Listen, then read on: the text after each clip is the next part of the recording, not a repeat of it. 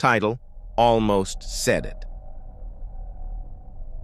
Luca was the quiet one, not the mysterious, brooding type from the movies. Just quiet.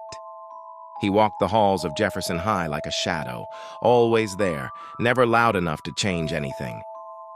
People said he was weird, didn't talk much, stared too long at the sky, read books with crumpled spines and scribbled notes in the margins. He drew comics on the edges of his math tests. He preferred headphones to conversations.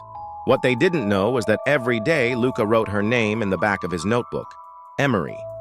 Emery wasn't popular exactly, but she had light. She smiled like the world hadn't cracked yet. She talked to teachers like they were friends. She wore mismatched socks and pulled her hair into loose braids. She noticed things, the way the cafeteria lights flickered, the spider in the corner of the window, the kid who sat alone every day. Luca had noticed her noticing. Once in 9th grade, she'd passed him a pencil when his snapped in too. Just handed it to him without looking.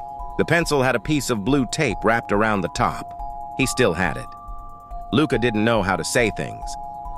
Words felt like heavy stones in his chest. Every time he thought about talking to her, his mind broke into static. "Hey, Emery." "What then?" "Your hair looks like sunlight." "Too weird." "I drew you as a comic book hero." "Insane." "Do you ever think about space and how nothing makes sense? But maybe that's okay if someone makes it feel a little more real?" Absolutely not. So instead he watched. Not in a creepy way, he just paid attention. When she forgot her umbrella, he left his in her locker.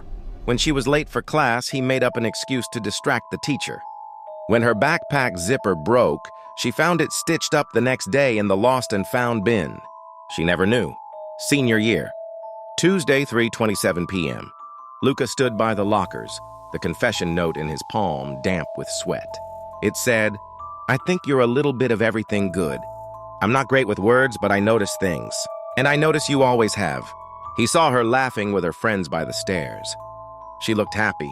He hesitated and folded the note back into his pocket. Years later, they saw each other again. At a coffee shop. Luca had tattoos now, lines like stories on his arms. Emery wore glasses and had a notebook full of poetry. They talked, and somewhere between, "How have you been?" and "I always liked your drawings," he smiled and finally said it. "I think I used to love you." Quietly but completely. She looked at him. "I think I always knew, but I was waiting for you to say it." The end, or maybe the beginning.